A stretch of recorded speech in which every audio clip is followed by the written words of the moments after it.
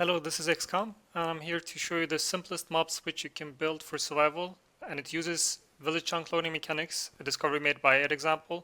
It also uses a couple other things that I will go through. So this is a quick way to demonstrate how it works. There is a village at the center of this chunk, the middle chunk, and on the other chunks that are to the left, right, forward, and all the diagonals as well, there are doors that are close enough to the villager. The villager can see these doors. And if I turn on a village marker that is on carpet, that has also been provided by EDDxample, you can see that these doors, these lines connect to the villager based on a village. So all these doors are connected to the villager because they're within 16 blocks of the villager. And the villager can actually see these doors even if he's encased in glass, so it's all good. And then what you can see here on the, well, I'm not going to go near that tower, too noisy, but the tower here have all the kind of mobs that you want to turn off, and all these what is called animals, or the animals or the hostile mobs that are going to be turned off as a switch needs to be within the door that is next to the villager, not in the center chunk. They can't be in the center chunk. If they're in a center chunk, it will cause issues. That is the center chunk, one chunk over within the chunk that there is a door inside of. It's all good to build it in here. So you can build it in any of these other chunks that have a door. And then at the edges, there are hoppers that are pointing out in that direction, so that there is a 3x3 around the villager that are loaded by doors, and a 5x5 loaded by the hoppers. And this is something that was already shown by that example. But what isn't known is that you can actually build a mob switch such as this that doesn't cause any problems, where the mobs can spawn for a single game tick. And previously it was thought that you need a permaloader, but looking at the sub-tick accuracy of the different phases that I will go through in the later part of this video, I will show that it's actually possible to build one of these village chunk loaders and these mob switches without using a permaloader.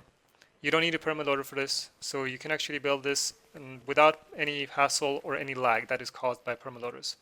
So how do you turn this system off? You can just simply load one of these power one of these hoppers, and after a certain amount of time, the village will completely unload. By using redstone, you can just power one of these hoppers. Any of these hoppers work.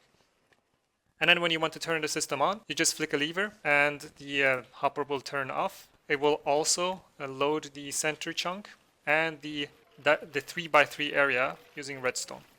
So you can see the redstone is loading all the doors, the chunks where there are doors inside of. You don't need to load the hoppers. The hoppers will load themselves. But these chunks where there are doors inside of, they all need to be loaded by redstone. And then the villager will basically turn on this village chunk loading mechanic, and it will permanently stay on. But you can't go near this mob switch. Clearly, if a player goes here, all these mobs that are in this location can despawn. The passive mobs don't despawn, but the squid, the bats, and the skeletons can despawn. This is also the reason you can't place them in the center chunk, because the center chunk entity loaded and they will despawn instantly if you move away. But if you're not near this area, then all these mobs will actually stay here and not despawn, and they will also not spawn in mobs for a single game tick as previously thought. So just to make things clear, here's a simple drawing just to explain the mechanics. You saw that the villager was in the center chunk here, and then there was doors on the 3x3 around the villager, and a 5x5 that was loaded by the hoppers.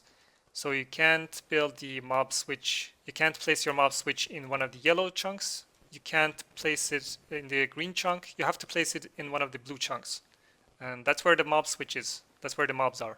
And if you place your mob switch in the yellow chunks, then you will have mobs spawning for a single game tick. This is important. So if you accidentally build it in the yellow chunks and you see mobs spawning, that's what happened. So move it into the blue chunks. Obviously, you can also build one of these in the nether roof, and it works perfectly fine, just as you can see here. And the village actually works perfectly without any issues.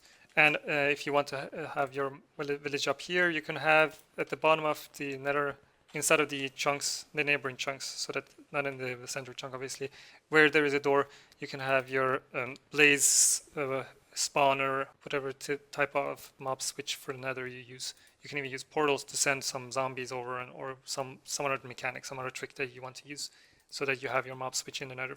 And just to be clear, for those that are unfamiliar, you place a door and a block in front, and it becomes a valid village door, and this door now ticks, and it loads chunks. And it also is able to make so that mob switches are possible. And if you want to load the outer chunks, you don't use doors. If you place doors out here, they won't work. It's just too far from the villager. So you have to use hoppers, and that's why there's hoppers that are feeding out, and they have an item inside, obviously.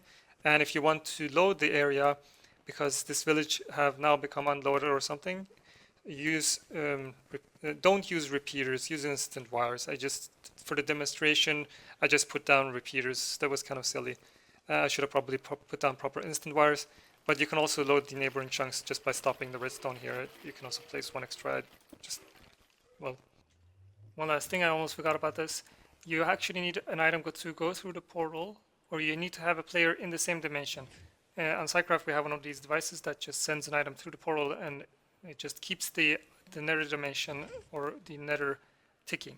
Because if there is no item that goes through the portal, either going through the Nether portal or the end portal, either dimension, if you want to keep the end loaded or the Nether loaded, you need to keep an item going through the end or the Nether portal every 300 game ticks. So every 300 game ticks, if there is no item going through the portal, or if there is no player in that dimension, the village chunk loading mechanic breaks down. So if you have one of these Nether chunk loaders in the Nether, it will break down and it will destroy itself. So unless you leave the Nether and you don't have one of these built up that sends an item every 300 game ticks, you will need to basically send a signal to that village chunk loader and revive it when you enter that dimension again. There is a problem with this mob switch. Obviously skeletons and they keep escaping the cage because it's a stupid bug Mojang haven't fixed yet. Hopefully we'll fix this bug. Anyways, for a demonstration, let's kill myself, go back to spawn, and we can see that, oh, there's a bunch of animals here. Let's kill these off.